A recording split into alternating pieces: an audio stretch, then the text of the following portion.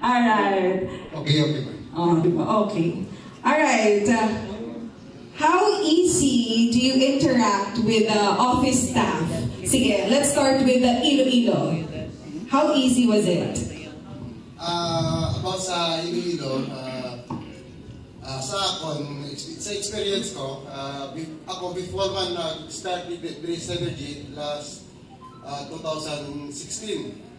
Almost 9 years na ako dito sa Synergy.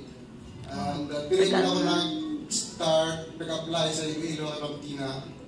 Ang that time, ang kapungko pa, si Captain Lopez. Lopez. Si Captain Lopez, yung taga-Lambuna ako. Kumbaga, old pa doon that time, subong nagbago na. Sa Iloilo, kay si Pampina, Pachapol, anytime na magtawag ka, ang diri lang sa Iloilo, ang problema, once nga mag-process sa papers mo, sa Manila, pero sa medical, ang problema, diri lang.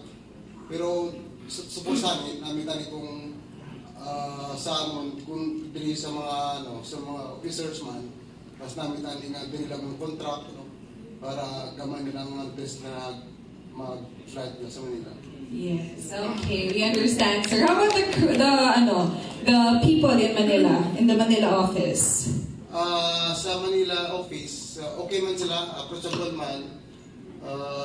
Anytime nga magtawag ka o line up, wala ka sila problema. About sa kung gusto mo man example, gusto mo magpuli, tagaan ko man nila time kung depende naman sa sa tawag mo sa may biyahe sa barko, anytime man.